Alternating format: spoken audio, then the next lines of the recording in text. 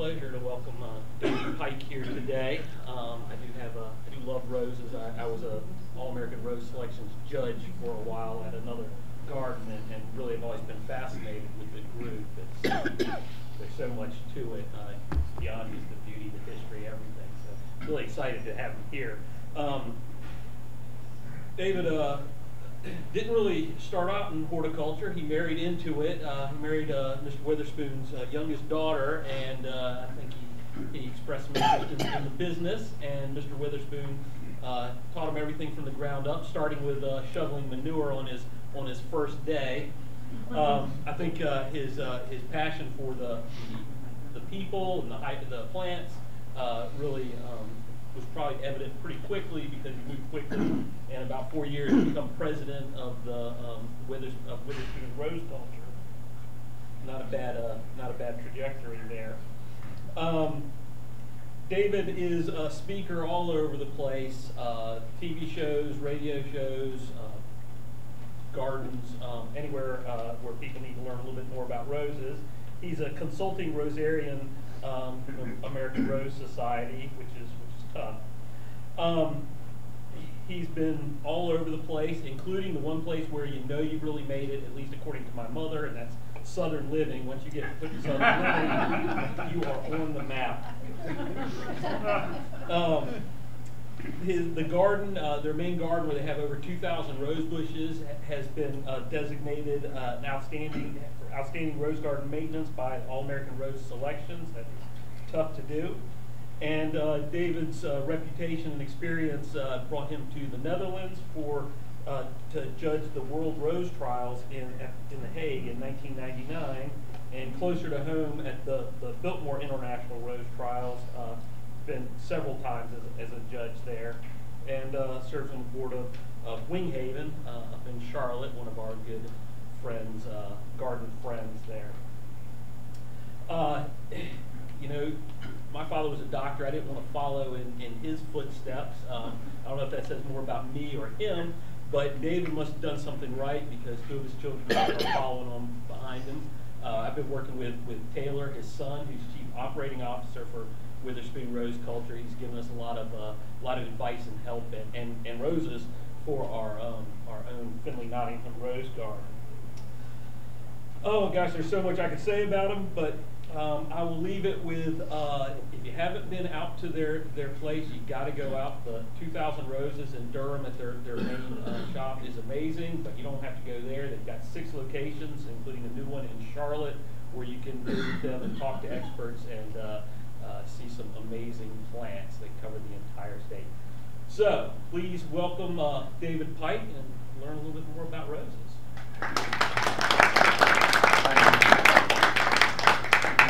Hard to follow. I don't know who he was talking about. My wife wrote that, and so it's just kind of awkward for me to come up and start talking about roses. Pleasure to be here tonight, and look forward to sharing with you. I have lots of information to hand out to you and pass around, and to get that started around. What you're receiving is our 2015 catalog, and inside of there is our Home Growers Guide for growing roses, and there's also a Roses for Every Need brochure. And then the other thing that's in there is our newsletter that talks about our event this Saturday, which is our First Bloom celebration. The garden hopefully will be in pretty good bloom come Saturday. We'd love for you to come out and just walk through the gardens if that's all you want to do, or sit under Pam Beck and listen to her, or talk to some of the other staff members on rose care in the garden. Our garden took a little hit this spring with that last freeze when it dropped down to 20-something at the airport. We were about 19 or 18, and there are a lot of new plants at the garden right now that the guys have filled in. Worked very hard in getting it reestablished, so they're not quite as big as they normally would be, but there'll be lots of color in there. I want to pass around a sign-up sheet. If I don't do this, Taylor, he's bigger than me. He's 6'8". He will hurt me if I don't at least pass it around. I don't have to get any names on it, I just have to pass it around. But this is our sign-up sheet. And if you'd like to be on our mailing list and get our catalog each year and to get the monthly newsletter, we'll email that to you or mail it to you.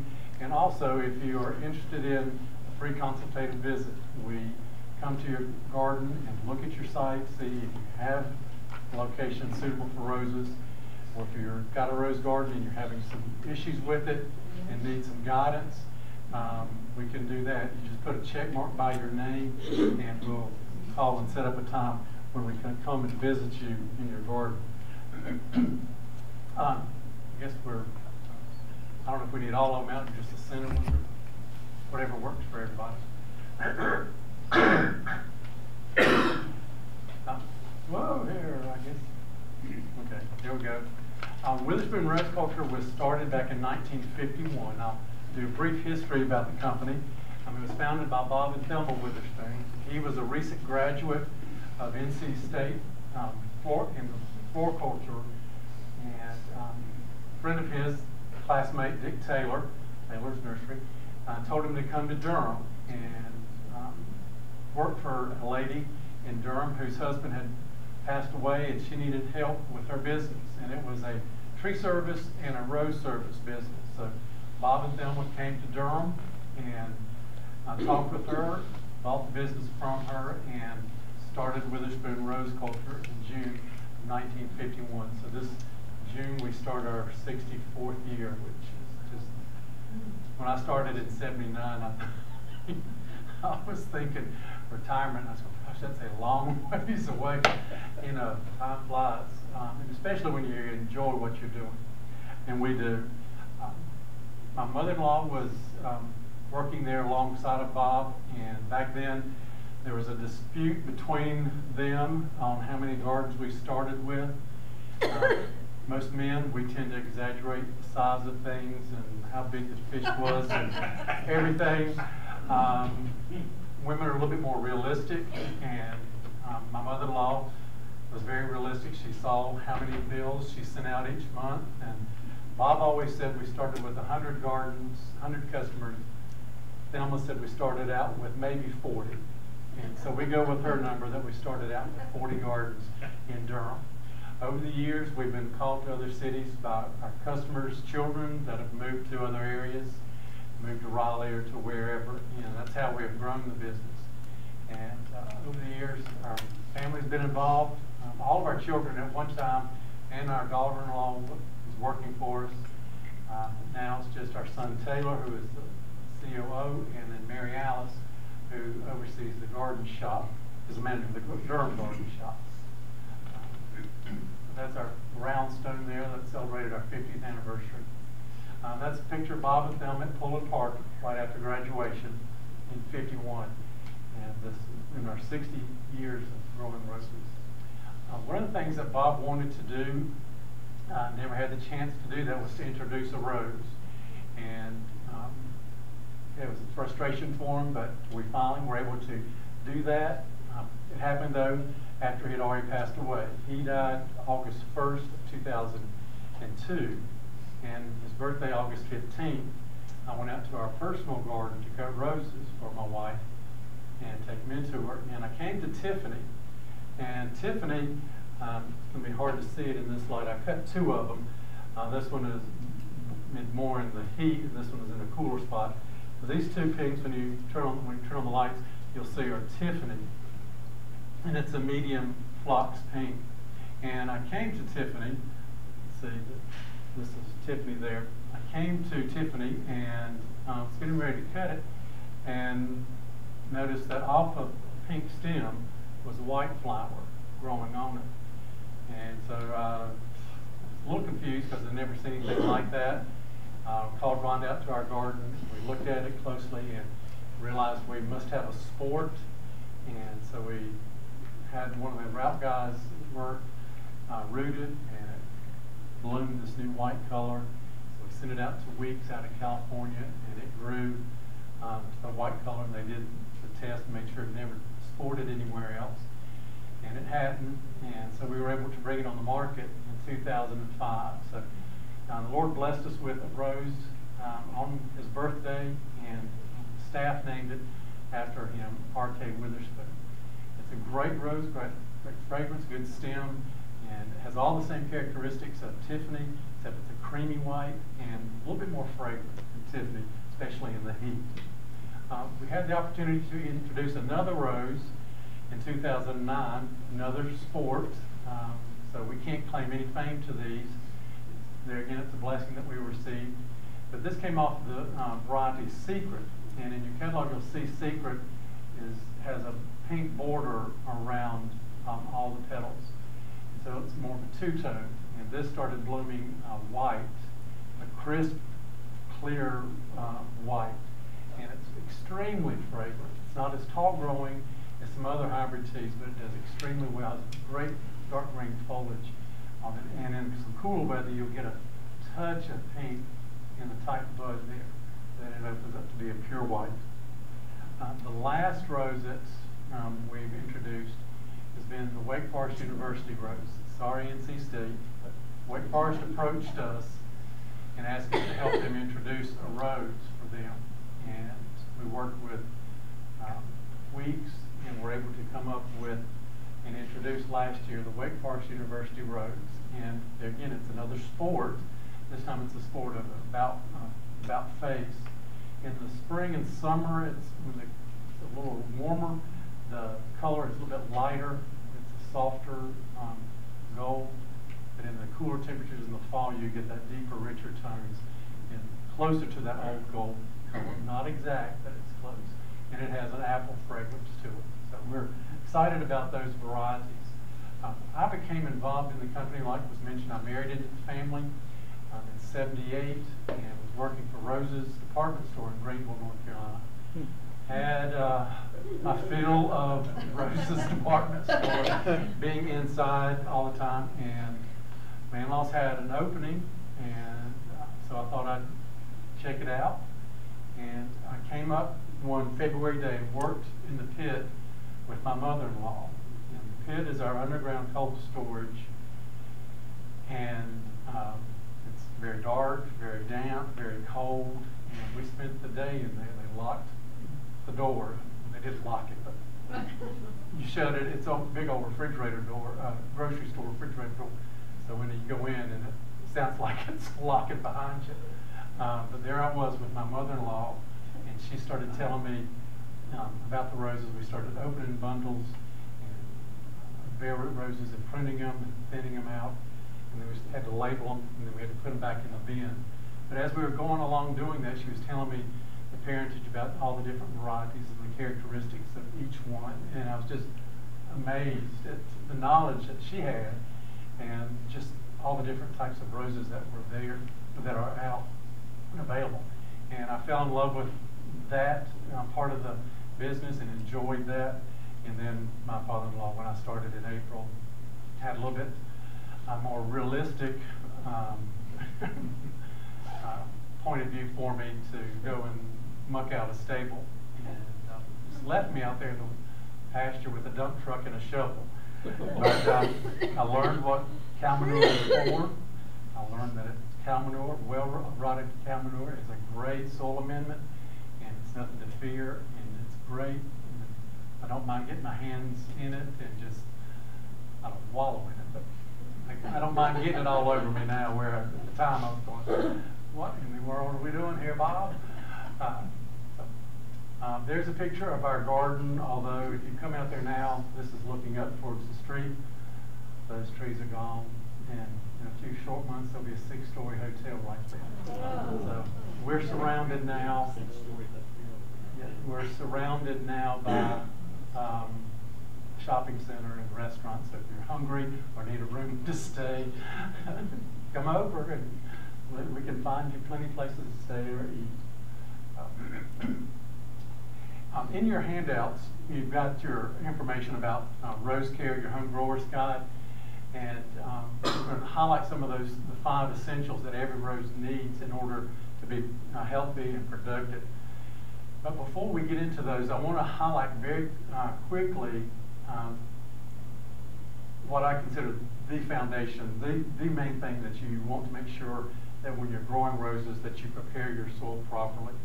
This is key. You can take shortcuts in other areas of your rose care and your maintenance, but I really encourage you not to take any shortcuts in your bed preparation.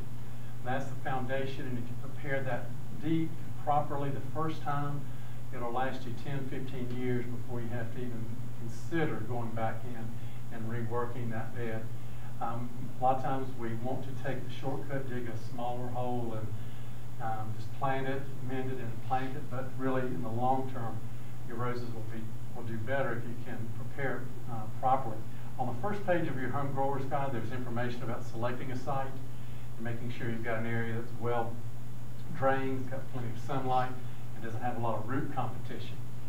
In our bed prep process, we come in first at a customer's house and we'll mark it off so that the customer knows exactly where it is, as we have done it, and had to go back in after we dug the bed and moved it because the neighbor decided it was on their line too, and so we would try to catch those things beforehand and mark it off well in advance so everybody can see it. But come in and mark it off.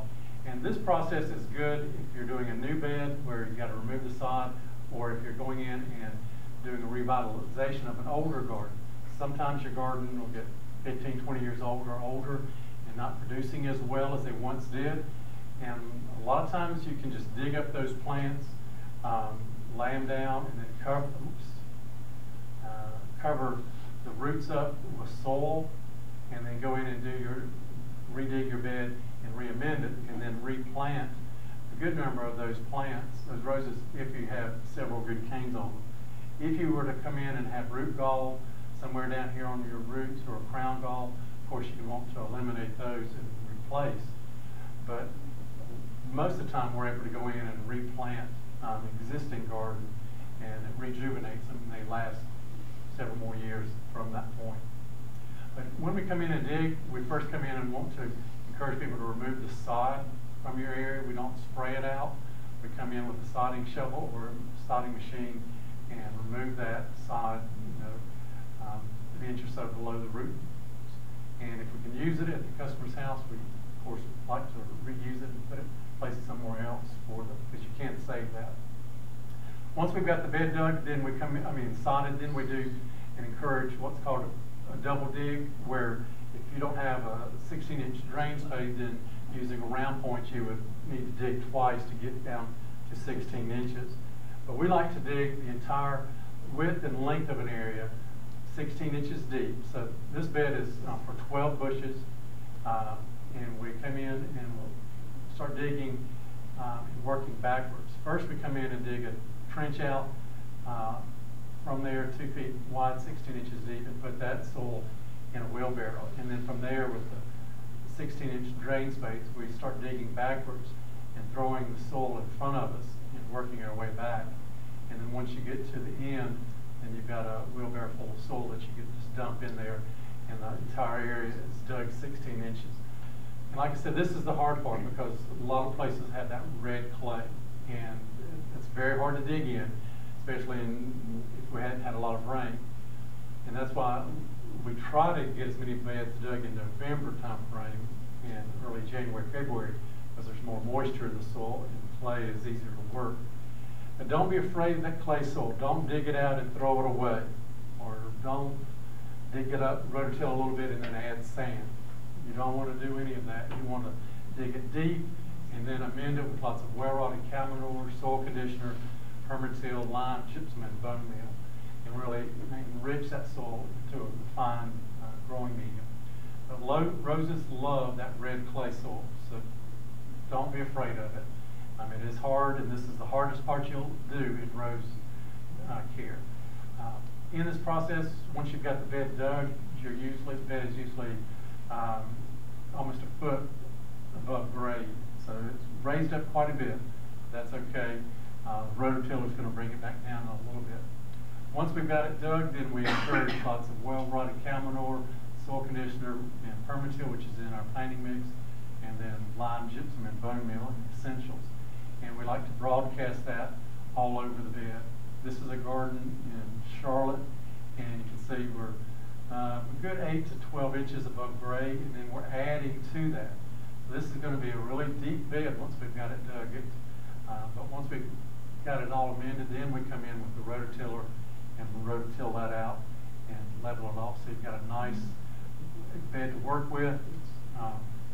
In that tilling process, you bring it down to about 6 to 8 inches of raised up above grade. So your bed is 22, 24 inches deep. Plenty of room for rose roots to expand and grow, and plenty of room for the water to filter on by and not stand and keep your rose roots wet and cause them to rot. This was one garden that we did, like I said, in Charlotte. We were waiting around the corner until the lady of the house left that morning. The husband had lined us up to come in, prepare the bed while she was gone to work, and when she came home, we had planted, and she came home to that. So it was, we didn't get to see her reaction. That was the downside. I'd like to get to her facial expression, but she's still a customer. So apparently, she liked it. But this is bed prep. I want to stress that is very key in rose care and being successful with your rose growing. So don't, shy away from digging deep. It might mean that you need to start off smaller with your bed instead of 12 or 18. Start off with 4 if you've got a lot of red clay. So, gauge yourself and don't overdo to begin with. Add to it as you're successful. Now, there are 5 things that we need to focus in on for roses each year. All roses are going to need this, whether it's hybrid teas or climbers or miniature roses or even knockouts. They all will need these things done to them. Knockouts may not need all 5, but they do need 2 of those, or 3 of those done each year particularly. But beginning of the year, and on the back of your home grower's guide, there's a maintenance calendar that tells you exactly what to do each month, so you can plan out your schedule from there. You can look at January and see it's time to do our dormant spray. And every January we come in and do that. We spray the bush in the ground to eliminate black spot, which can linger on the plant and in the ground throughout the winter months. If you had black spot on your leaves and those leaves fell to the ground, once they hit the ground, those spores are released and are just laying there dormant, either in the bed or in the sidewalk or in the grass. So when we spray, we will spray the bush, the bed, and anywhere out where the leaves might have fallen, just as a good cleanup measure there. If you're doing it yourself and you had a severe case of black spot, we recommend doing it 2 times during the month of January. Historically, we used lime sulfur. It's a great product, lime and sulfur and mulch mixed to a liquid, but the EPA is taking it off the market. Stop. Yeah.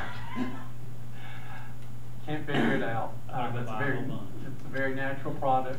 I was speaking in Chattanooga at the end of April, and they still have it. So you go to Tennessee and you can buy it. North Carolina, it's very, very hard to find. But if you can find it, you can continue to use it, and it lasts a long time on the shelf. So, but we're changing up our program because it's harder to find. But if you can find it, go ahead and use it. The only downside for us is the smell. I mean, it smells like rotten eggs, but it's winter. You won't be out there wallowing in it, so it doesn't really matter. But get a good application of lime sulfur done in January to control the black spot and also to defoliate your plant, because in February you're going to need to be able to see your plant better. As a homeowner, you don't have to dress like that. We require staff to do that. Actually changed our suits so that they're not quite hazmat looking, a little bit more friendly looking. Now they're just blue coveralls, so they don't scare people like we used to do. The second thing is pruning. And in your home grower's guide on page 7, there's information about pruning to your roses. And your roses are going to always tell you when it's time to prune. That is a big question for people, how to know it's time to prune. and it's very simple. Early February, you'll walk out to your garden, and there's sticks. Now, there's nothing going on out there. A week later, you'll go out and you'll start to see the little red bud eyes appear, and then a few days later, you'll start to see new growth appear. Once you see a 1/4 to a 1/2 inch of new growth, then you know your plant has come out of dormancy and it's time to prune. For us, that can be early to mid-February where we actually see that happen. So we encourage people during February to get out and do a pruning. It'll slow down the plant and it'll put it more in a little bit more dormant stage, but helps it to get more acclimated to the weather conditions. This is a garden in Chapel Hill of all climbers, and they like for us to do a very severe pruning. And most of us, when we're doing pruning, we don't prune enough, and we tend to leave more than what we should. And this is the way that row of climbers looks afterwards. We bring it down considerably. We reduce the number of canes, and we shorten them and tie them back down to the fence. And this is very important for knockouts. They need a good pruning every year. You'll see a lot around the landscape. You'll drive around where people have planted them, haven't done anything to them, and they're massive plants, and they start to get disease.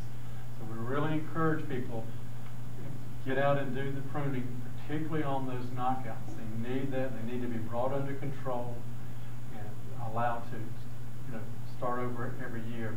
It'll be stronger and healthier plants by doing that. But like I said, we do this to all roses, and depending on your climber, where you're growing it, that'll determine your height, the length of your cane that you make that final cut. Typically, on hybrid teas, we'll go to about 30 inches. So your first thing is dormant spray in January. Second thing is pruning in February. The third thing is fertilizing, and that happens in March. And here again, all roses need fertilizing. Roses are heavy feeders, and they like a good source of food regularly. So we'll start sometime during the month of February with our fertilizing program. Depending on how many plants you have, if you have just 1 or 2 in pots on your deck, you can easily do Miracle-Gro, Super Bloom, Peters every 2 weeks throughout the growing season. The main thing is just be consistent with your feeding. If you have more than that, 8 or 10 plants, a cup of 10-10-10 or 8-8-8 is fine. Do that in mid-March, late May, and late July. And that will feed your plants thoroughly throughout the growing season.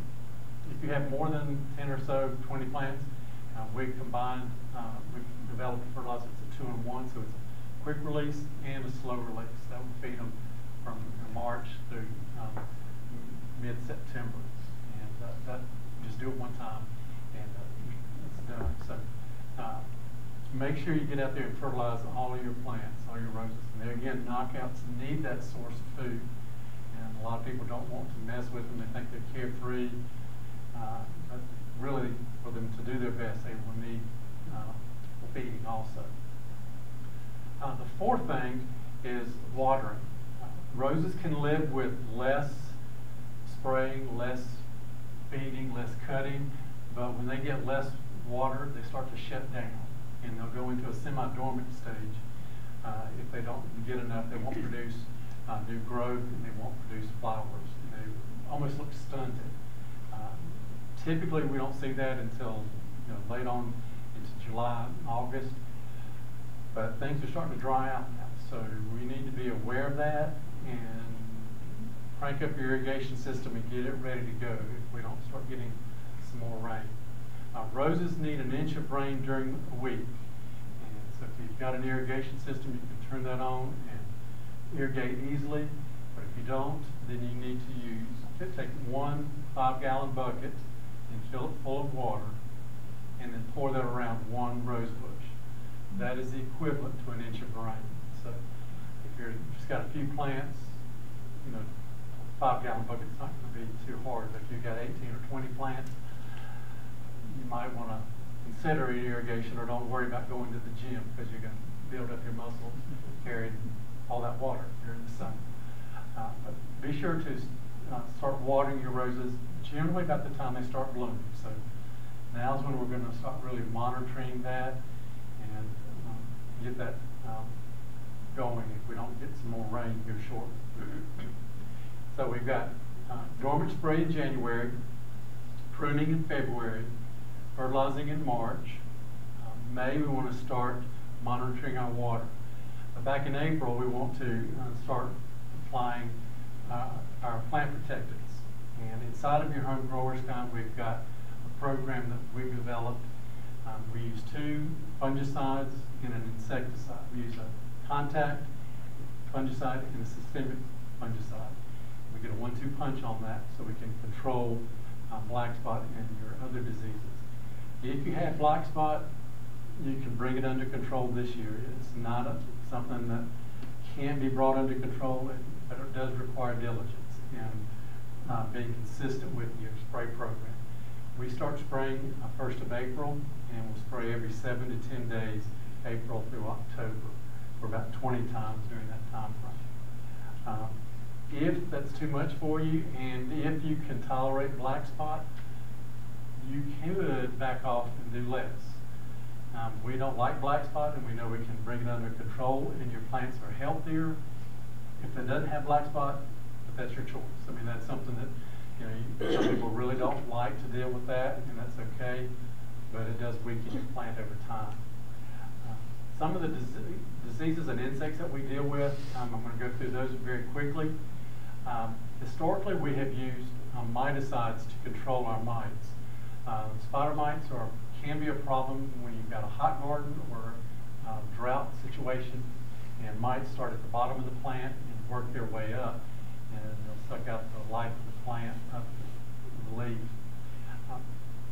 And like I said, historically we've used miticides to control, or to try to control mites, but they're very expensive, and if you do not apply them just exactly right, then you get some that you don't get all your mites, and they just multiply and multiply. And so we started doing some research on the issue and have dropped using miticides from our spray program.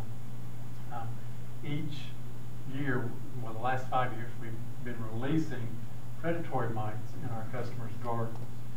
So we'll spray a fungicide to control the diseases, but as the guys, when they finish spraying, then they'll go back through with a vial of mites and shake out sawdust on the plants, and that has predatory mites in it. And they will work their way down to the bottom of the plant, eat all the bad mites, and then once they've eaten all the bad mites, they die. And then we come back in 7 to 10 days later and reapply predatory mites. So we're constantly reapplying them, and it's worked extremely well, especially in gardens where we had a major infestation where it was really hot and I couldn't ever get them under control, and we've been able to save money by doing that. The downside for us, we have retail customers, homeowners doing it, and they want to buy them, and we haven't worked out a good system to get them to a homeowner, because we get them on Tuesdays. We have 3 days to release them before they die in their vials, so it's been this hard thing to work out a good system where we can guarantee that that little vial of sawdust has live mites in it if you would pick them up. So we're working on that. We're also working on reducing insecticides to control aphids and thrips. And we do spot treat now instead of tank mixing our insecticide. We do spot treat. We don't put an insecticide in automatically like we used to. We just go and spot treat where there's a problem. But in addition to that, we're releasing lacewings and lacewing eggs into our customers' garden so that they will eat the aphids and thrips as they come into the scene. So we're moving towards beneficial insects controlling the bad insects for us. And it's timing and just making sure we get the right number out released into the garden. Those are some of the things that we're working on, and hopefully we'll be able to incorporate that into the retail scene soon.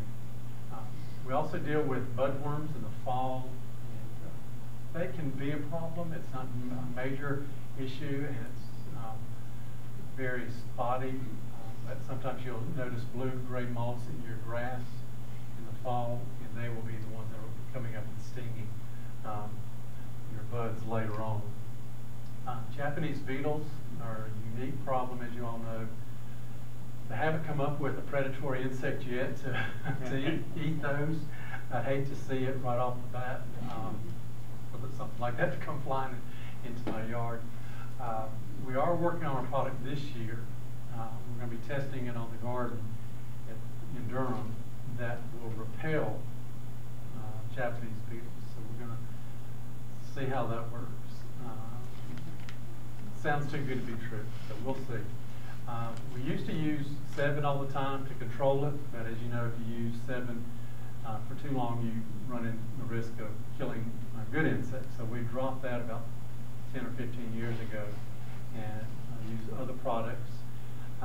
The downside with those other products, they're slow kill. They have to eat some of the plant before they die, whereas when we did Sevin, you got that instant gratification watching them die as soon as you sprinkled Sevin on them. But now we don't have that. They have to eat some and then they die in about 45 minutes, so we don't get to enjoy that anymore. Disease-wise, of course, black spot is the main thing that we deal with, and it'll start out with a black spot on a green leaf, and a yellow halo, and then left untreated, it multiplies, and so the whole leaf will fall off. You can get just brown spots on there. That's not black spot, it's just a brown spot. It's not a fungus. Or you can get a brown wedge on the very tip of your leaf, and everything else is green. And that's generally an indication of salt burn, and hadn't had enough water flowing through the plant to push all the salt out of the leaf. So that, your plant's going to tell you a lot of what's going on and what they need if you know how to read the signs they're giving you. In the fall of the year, you can run into mildew. Conditions have to be just right for that, and sometimes you can just come in and cut it off and just do that type of treatment. Other times you have to do stay on a real tight spray schedule to control it. Downy mildew used to be a greenhouse only disease, but it got out of the greenhouse and now it's everywhere. It attacks the new growth, the top part of the plant, and there again, the conditions have to be exactly right. It likes it 50 to 84 degrees. So here in the summer, here in the south, we've got a natural curative for it, and that is heat. Once it gets over 85 degrees, the spores are burned up, and you don't have to worry about it. So we do treat it if we see a widespread outbreak of it, but generally it clears up on its own fairly quickly. Rosette, I know you've all heard about rosette and are concerned about it. I know a lot of universities are working on it, trying to come up with a cure and how to eliminate the mite that spreads this virus. It's been around since 1941, I think was when they first identified it, and the government was the one that kind of got it to spread across the country. They planted Rosa multiflora along the ditch banks, and that was the host plant for years, and where it spread so much. But now most of that's being cleared up. It's not a problem for us, but we're seeing it brought in on other plants from other areas. If you go to Star or Conrad Pyle's website, they have a webinar on rosette and a map of the outbreaks in Northern Virginia, all the way up to New York and across to Illinois, Kentucky, Ohio. Those areas are just saturated in every county with rosette. North Carolina and the South, we don't have as much of it as other areas, but we are seeing it. And the best thing when you see your plant is just to dig it up and eliminate it from your landscape, and you can replant.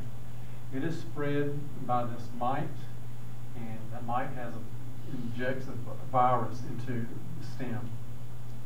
And you'll see one day there won't be any, or a lot of new red growth, and then all of a sudden you'll see a stalk of new burgundy red growth and kind of distorted leaves. At the early outset of it, it looks like Roundup damage. So check and make sure nobody, your husband hasn't sprayed Roundup around you. Because it can look like Roundup damage, and sometimes we've seen that it was Roundup damage and not rosette.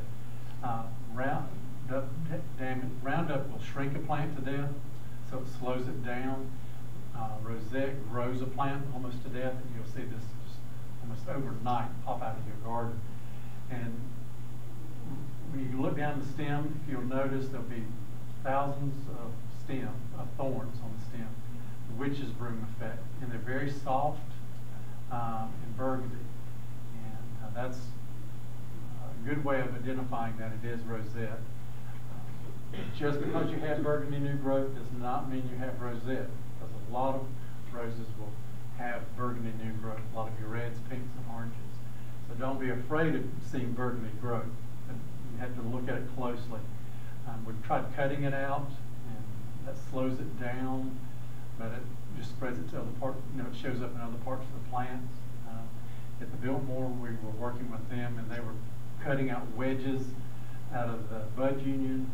If you saw a stem, we would go in and cut it out, about the bud union out right there. And then again, it just slows it down. It stays in that plant, that virus. So the best thing to do is just dig it up, eliminate it from your landscape, and then you can fill it back in right away, because it's not a soil-borne virus. It's just in the plant, and it travels through wind currents.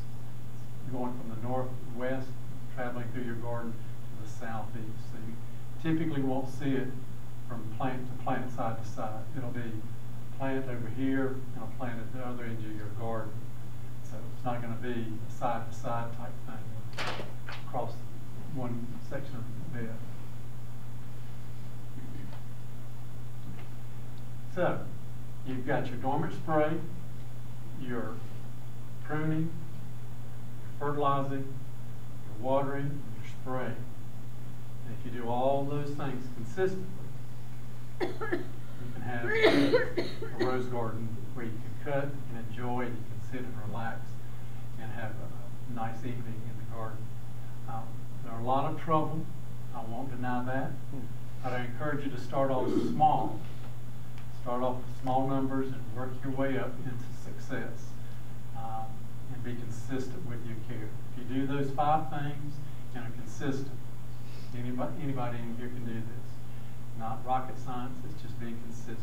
And, if you have any questions, we'll answer them now, and then before we move on to catalog. Yeah, I have a question. I guess it was 2 years ago, and it showed up again the next year. I had on my roses evil little wormy thing, and so did my neighbor down the road. And I looked it up, and it turned out, it said it was rose slugs. And I never heard of them before, but there they were, the same thing. And is there anything you do about it other than pick them off? And I wish I could tell you, because we've never really dealt with rose slug. We've heard of them, and it's generally not an issue. So they eat up all the leaves. Just well, we've seen cankerworms, the little green cankerworms. no. Those have been a problem. But slugs, Well, I can't say. It looks like a worm, but they named it. They said Yeah. it was. I know they're out there, but I've never seen them and never dealt with them. Application of an insecticide would clear them up. I would assume.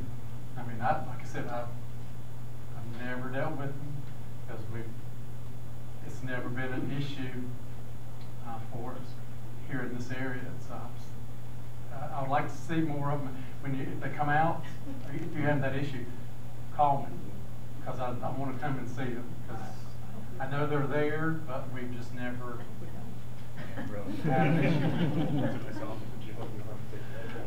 Yes, sir. What about pruning in December to get tall trees so they don't blow in the wind? Right. That's called cutting back, and we do that every December. We cut them about waist high just to eliminate those long canes from any early ice or snowstorms. Some people call it tip pruning, we call it cutting back, and it's not an essential. I mean, you could skip that, but when you come to prune in February, well, when you do your normal spray in January, or prune in February, you got these long things that are going to slap you in the face. So it's better to do that cutting back. And then on the back of the maintenance calendar in December, we do list that to take care of those long canes. They do get on up. Yes, sir. What about growing roses in containers? What's different? Anything different about what you've been talking about? Soil prep is a little different because you don't want to use the red clay, because a pot, 22-inch pot filled with red clay is going to be a bear to deal with.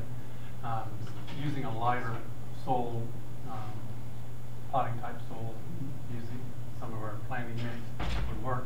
The main thing with roses in containers is the water during the summer. They dry out very quickly, and you need to water them more often.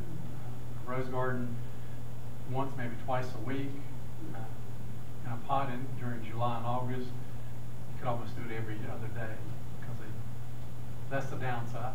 You know, it's just making sure you got it close to a source of water so you can keep them hydrated. Yes. What do you think about using Epsom salts to trigger? I've been told that you can use it to trigger new canes. Yes. It is great. Pure magnesium. Right.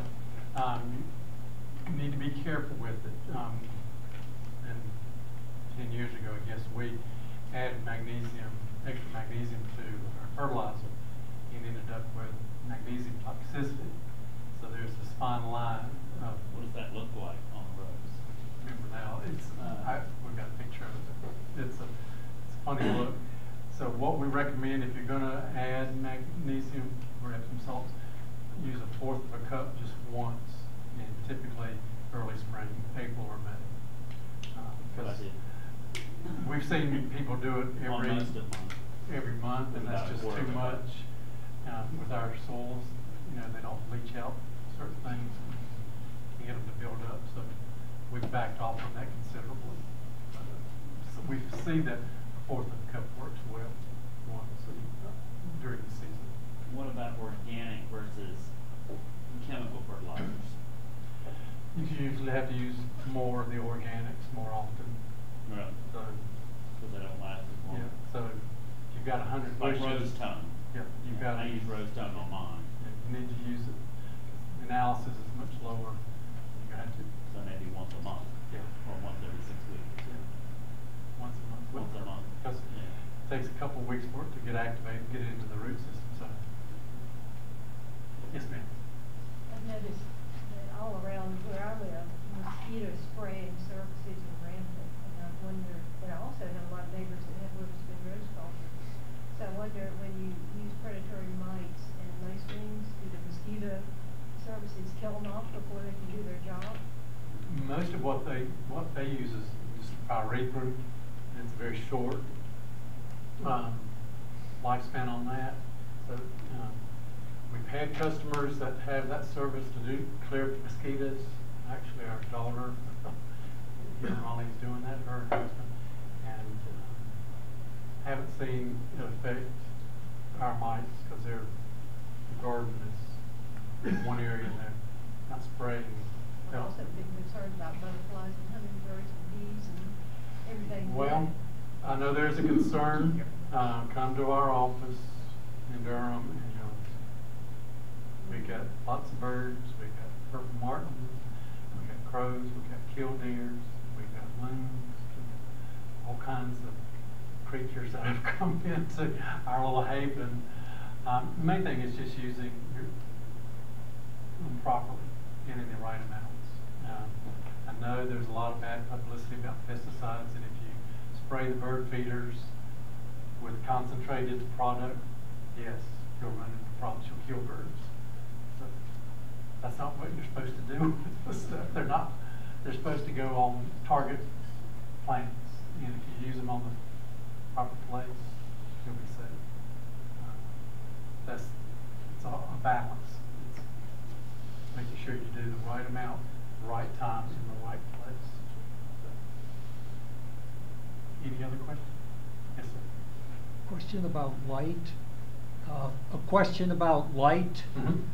Generally, you always get the ideal recommendation, full sun. You need at least- Probably if you get 80% sun, the plant will do okay. You need at least but 6 hours. 6 hours? At least, direct sun. And it can be 3 hours in the morning, 3 hours in the afternoon. It doesn't have to be a continuous. All day is ideal. Yeah, the ideal, but need Not some in practical everybody. advice. On the edge of the woods, Yeah. you get 50% light. Yeah, if you can get 6 hours, you can grow some really good stuff. Crazy question. Somewhere I read that bananas peel is good for roses, so I've been chopping them up right my banana and putting them around my roses. Is there any truth to that?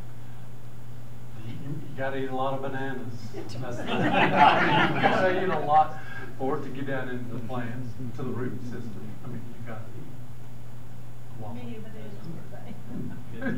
So, that's the only, I mean, it doesn't hurt them, but it's not gonna go immediately to the plant. So. Yes, sir.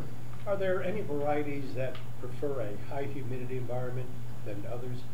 We live down at the coast and it's high humidity. All of them that we carry in our catalog will handle the coast. Actually, they do very well down there. The salt helps to control some of the black spot.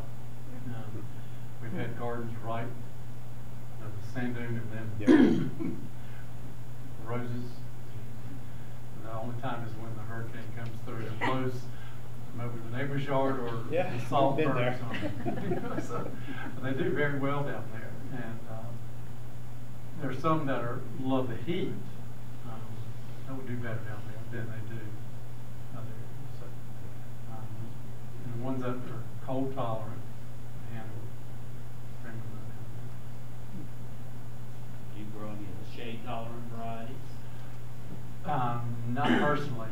We don't. I have several. At our house, we don't have. In my woodland garden. Yeah, you don't have any shade Yeah. out there. No, but not out there.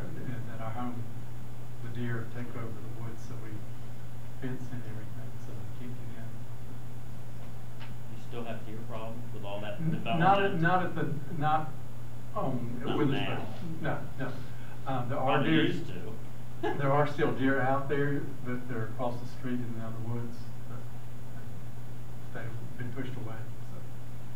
So. In your catalog, you have all the roses that were carried this year. One thing that I would suggest, it's nice to go and look through the catalog and pick out your roses and fall in love with pictures.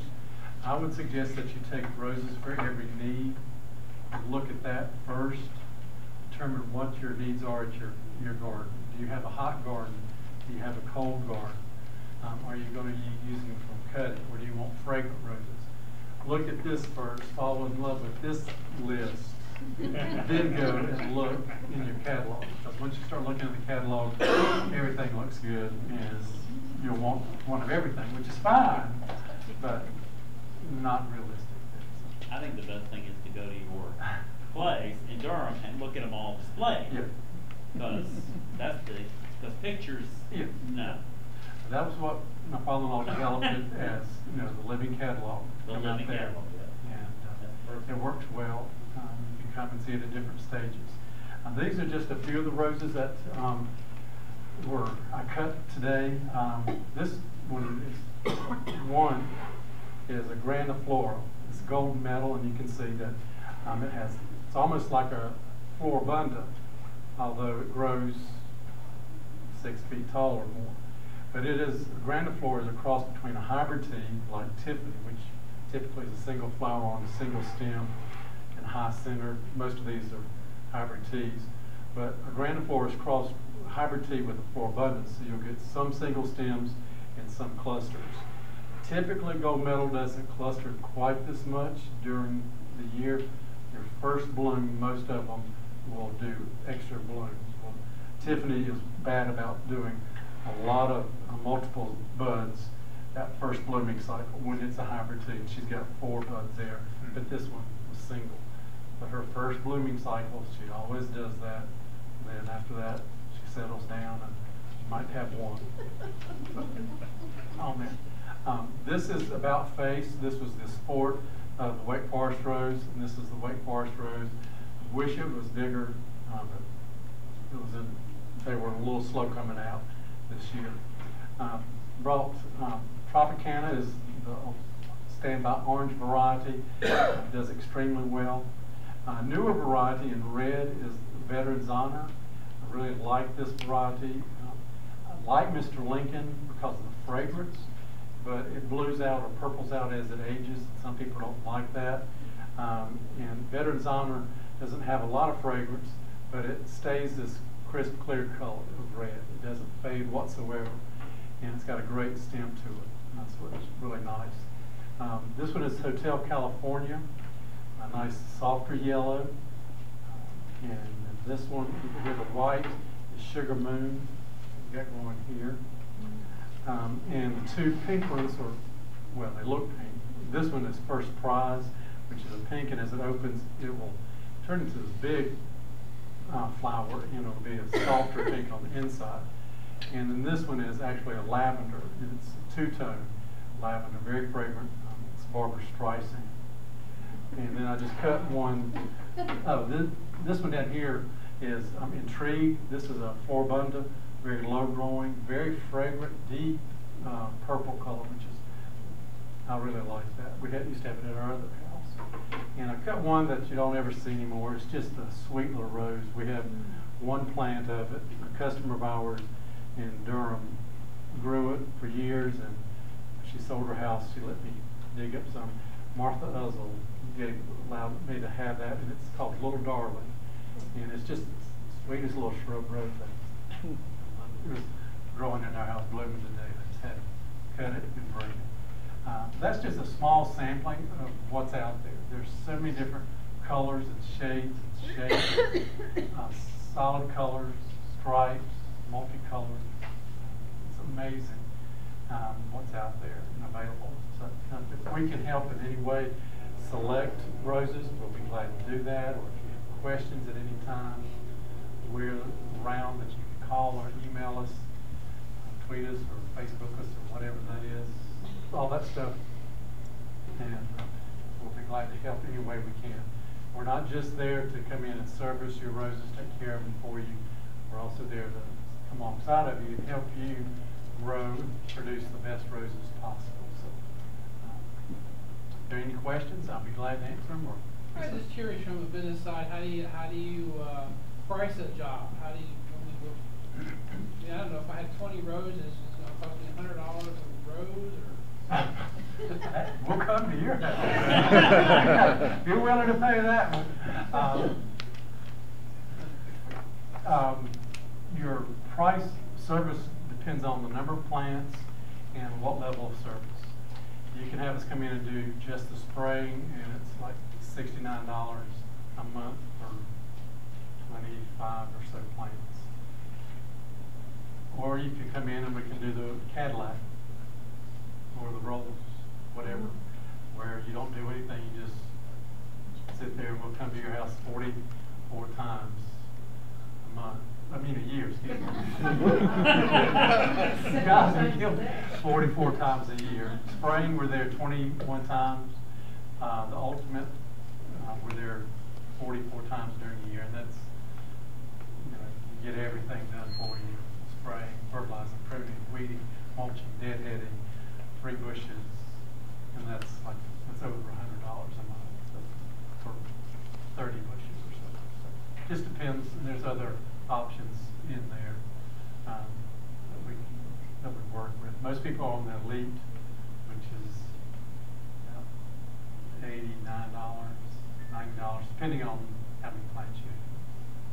Maybe a little bit more less. Any other questions? Yes. Another silly one. Oh, that's fine. No silly one. Long ago, a little lady in Princeton, North Carolina, created the Meredith Iris. So would you all create a Meredith Rose for me and other Meredith grass to go with our Meredith Iris?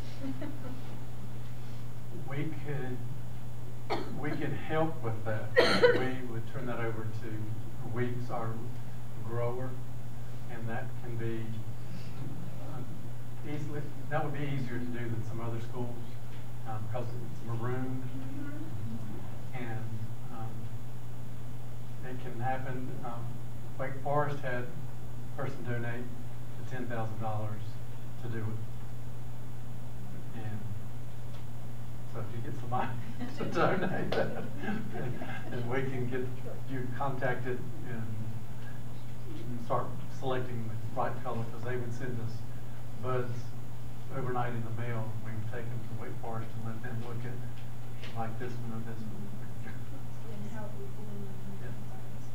okay, I know one person, well, I know of one person involved whose husband's company has enough money to do that. But we can help with that. We can Okay. facilitate getting that done. Yes, sir. Does it cost more to redo an old bed or start from scratch? In reworking an old bed, the labor is less because we're going into an area that's been worked before, so the cost is a good bit less. And I've got a bed, I'm 40 years old, when one time they one plants, like me, it's old and tired. we can at least come out and give you an estimate on that, give you an idea of what we're looking at as far as cost. But Regardless of that, we can be. Yeah. Robert would be the one to come over there and see. Any other questions? Yes, ma'am. I might be the only one who doesn't know this, but would you define exactly what is a sport? A sport is a mutation that can occur in a plant, and you can have a consistent one or an inconsistent one. A lot of them, times you'll have an inconsistent one. A plant will grow up and bloom, and the parent color will come out. So you've got a pink rose, and it might have been crossed with a red rose, and you'll get a red flower on it for one short time. For it to be a true sport, that new color has to be consistent, bloom after bloom, year after year, and it has to have the same leaf structure, same thorn structure, same growth habit as the mother plant, the original plant. Some people have been confused when they've seen their rose turn from yellow rose to a deep red rose, and a lot of times that's the root system, Dr. Huey root stock, that is taking over the plant, and so that's not a sport. Sport is just a new flower from an existing plant that hasn't ever occurred. I feel like I'm being confusing on this. I'm not saying it very clearly, but it's. So since to grow successfully, you have to have that root stock, and then you find the sport. What do? You graft it onto a root? Yes, they took, when Tiffany started growing, it came off of a pink stem. We had this white flower. We cut that stem and then rooted that white one and got it growing and made a couple of plants out of it and grew it on its own rootstock for a year. And then the next year, our rose grower had us cut wood from that had bud eyes, little leaves on it, and sent it out there. From that, about 20 cuttings that we sent them out about that long. They were able to, they have these, when you send out, when they are grafting plants, they have these stems that are yay long, and these ladies have these boards hanging around their necks, and the board is like this, and they've got these little knives. At first they're cutting off all the thorns real quick off of those stems, and then they hand them to the next lady, and she cuts the little bud eye, the little red part that swells out each spring. She's cutting those off and putting them in a bag, and then those are given to the field guys, and then they go out on these carts, and one cuts the rootstock, and the other one sticks the bud eye in there and wrap sort of a band around it, and they go to the next plant. So it's very labor intensive to get a plant from a little bud eye to be grafted. So it's quite a process. Interesting. But I don't know if that helped any or not. What's your feeling between own root roses and grafted roses? Because I know there's a big push now for own root. Well, like most roses. Americans, I'm into instant gratification. I want that big plant right now. So the graft. Yeah, personally. If you'd seen our garden, we lost 40 out of 80. We lost 40 bushes out of 80 in our garden in Hillsborough.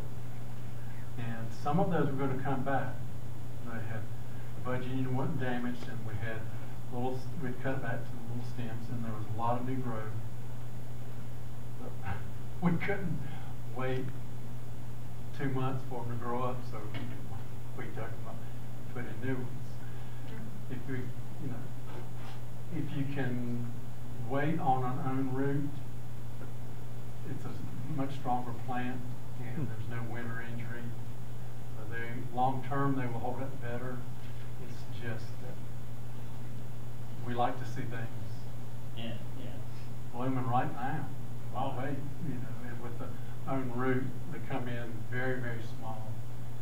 It just takes several years to get up to the size of a grafted plant.